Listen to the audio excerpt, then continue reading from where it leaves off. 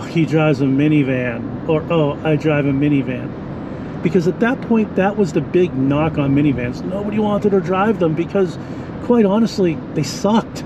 You know, the last time I drove a minivan was a 1989 Dodge Caravan. That's when minivans were basically toasters on wheels. So when I climbed into this 2022 Toyota Sienna, I expected more of the same. Oh my God, was I wrong. First thing I'll tell you, it's not a box. It's cool. It's well designed. Right over here. Big, massive front seat. Storage down here. Storage everywhere. What makes this car special? What's the story? Well, you got soft leather seats, massive infotainment screen, quiet cabin, automated doors, a ton of room. But is this really designed for families? Well, with the big back seat, of course, 36 miles to the gallon, hybrid powertrain, room for people in cargo. What's interesting is the people who benefit most from this vehicles aren't necessarily families, road trip enthusiasts, grandparents, small business owners, empty nesters. What surprised me, you got this up top, which is nice. Got a third row, which we're going to look at in a minute. This one actually has a tow hitch on it. And look how big this is. Now I'm going to do this one-handed. You pull this piece out, comes all the way up toward you, and it folds down. And if you want to pick it up, and it goes right back to where it was, and you can recline it. That's the coolest thing I've ever seen. Oh, and it has a door on this side. I know, what's so exciting about a door? Well, besides the fact that it's automated, and it has reclining seats, it's really well laid out. Couple of cup holders.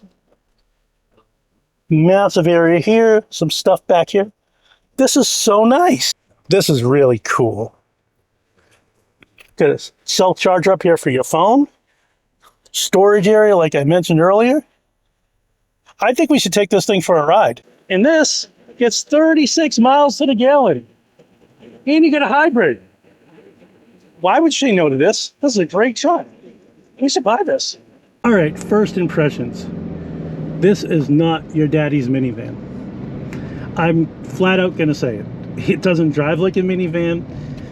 It doesn't really look like a minivan, at least what I'm used to. This is really comfortable.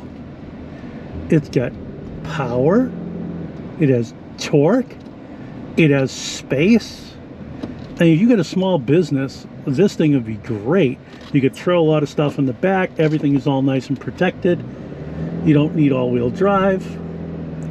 This is front-wheel drive. You can get some really good Blizzak tires on here.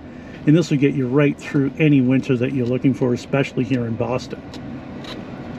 The other thing that I'm noticing immediately is how comfortable the seating position is. This isn't down low like the old K car down low feeling that you got in the Dodge Caravan. It's spacious. The room is really amazing. In addition to that, the view.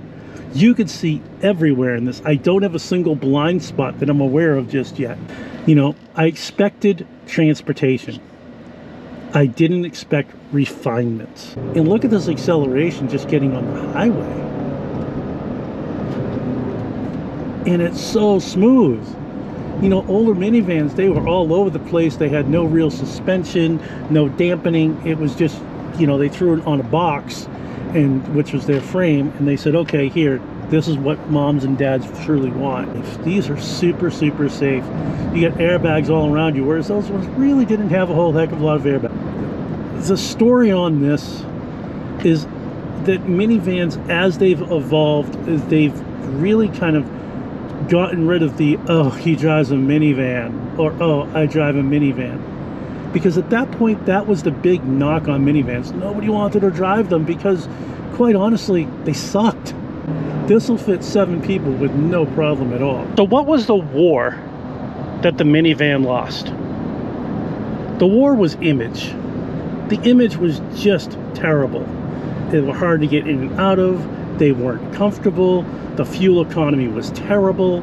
There was no real space for people to sit in other than, you know, the two people up front, and even those seats were just miserably uncomfortable.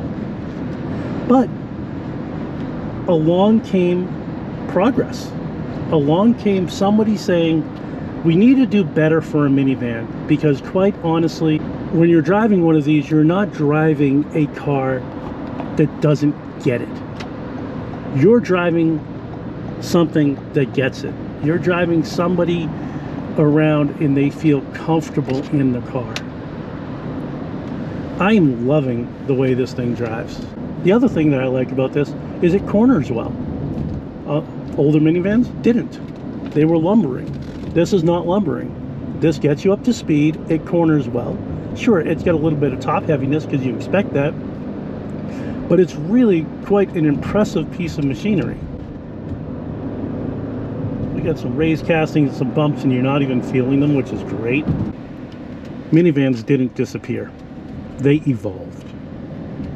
And somewhere along the way, they got really, really good. We recommend that you come down to the Highline group, talk to Jim and Liam and his team, tell them the AutoHound sent you, and buy this.